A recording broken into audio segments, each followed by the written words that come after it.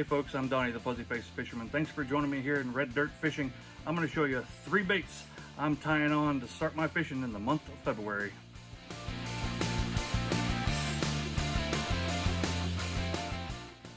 Alright, so fishing in the month of February can pose its own set of challenges, if you will. It's generally cold. In Red Dirt Country, the weather's kind of hit or miss. It's actually, there's been some warmer days, there's been some not so warmer days. We've seen ice and snow, we've seen rain, and then we've seen, warmer days up in the 60s. Water temperatures have been somewhere in the lower 40s though, and they've been somewhat consistent. In the shallow stuff, the water has fluctuated quite a bit, especially on those warmer days, but I'm not real sure how that's been affecting the fish themselves. The name of the game for me in February is actually finding the bass. Those largemouth bass, it's not quite the pre-spawn yet, but we're getting close, and so you got some doing what, the pre-spawn thing, somewhat, they're everywhere. So finding the fish has actually been, it's a tough one this time of year. So my first bait that I'm gonna tie on for the month of February is gonna allow me to cover some water.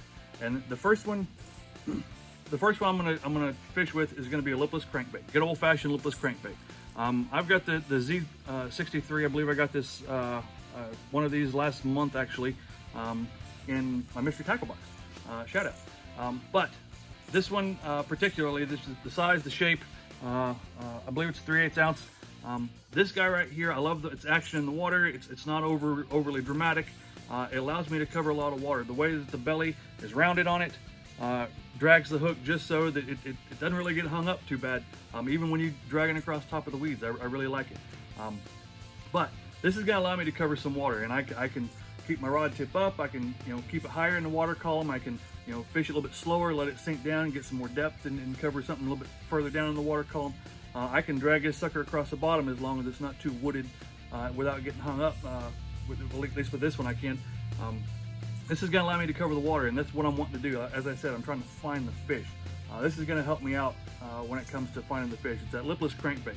Let me give you one more look at it here.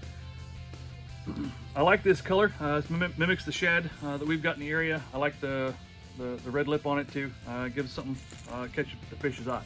Now, my next bait is kind of a similar concept. I'm hoping to cover water, but I'm going to do it a little bit slower.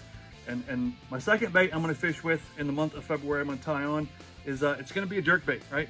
And this one here is actually a pretty good size one. I've got 3 hooks on this guy. The cool thing about jerk bait is it gives me that pause action. If I have that lipless crank and I stop reeling, that sucker's going to start sinking. This one allows me to keep the bait in the water column a little bit longer. Now, I'm not going to tell you how deep to fish your jerk baits. That's something that you're going to have to figure out on your own based on where you're fishing, whether it be the ponds, lakes, whatever. I fished some really shallow waters with these things, fishing 6 inches below the surface, and had incredible luck. And I've also fished them 8-10 foot down and had very good luck as well. So it's a very versatile bait. I'm a big fan of the jerk bait. This allows me to slow things down, keep this sucker in the strike zone a little bit longer. Fish a little more lethargic. This being a larger bait, it's going to give them a little bit better of a meal in a single shot. At least that's the idea. That's what I'm hoping for. This is going to be the second bait I'm tying on in the month of February. All right, so both these baits are hopefully, with the water being colder, the water's going to be a little bit clearer. As the water temperature's dropped, things in suspension kind of fall to the bottom, water clears up, makes it easier for the fish to see. But that's not always going to be the case. Those warmer days are, we're going to see some rains that come through. It's going to muck up the waters a little bit, get them muddy. And this next bait's going to kind of be geared a little more towards that, at least with the color anyways. Third bait I'm tying on is actually going to be a flipping jig, right? And it's actually going to be a big one. This one I've got here, it's only a 3-ounce jig, but it's fairly good size. And when I look for a trailer, I'm gonna put this is a 3.3-inch bandito bug from Guggen, right? Big old craw bait. I've got another option here. This is the Vile bug, but both of them are those craw creature style baits. And what I'm looking for is the biggest presentation with the lightest weight I can put on there. This is like I said, it's a 3/8 ounce.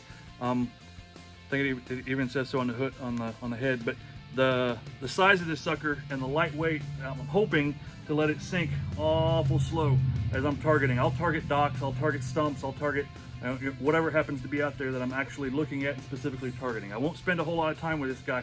I'll reach out there, I'll shoot on this side of the stump, I'll shoot on that side of the stump, give it a couple, 2 or 3 casts, and then go to maybe my jerk bait, or maybe go see if I can start covering a little more water with my lipless crank, or vice versa, work the other way around. Cover some water until I start finding the fish, and go from my lipless crank to my jerk bait to then really start targeting any structure that I might find in the water with one of these flipping jigs.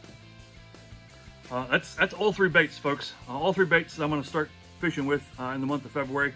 Month of February is a tough month historically. It's cold weather, unpredictable weather makes unpredictable fishing.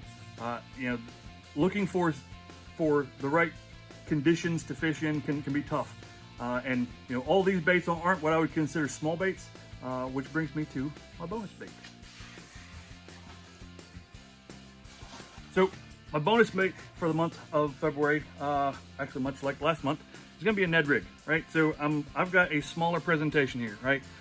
This is a little Ned head, and I'm probably going to put on some form of paddle tail. That's going to be my Ned rig. This is what I've got as an option. I've also got these guys as an option. This is a 3-inch. If you can find something smaller, I'd even go for something smaller. I don't think I've got anything smaller than 3-inch, but that doesn't mean I'm not going to try to track something down.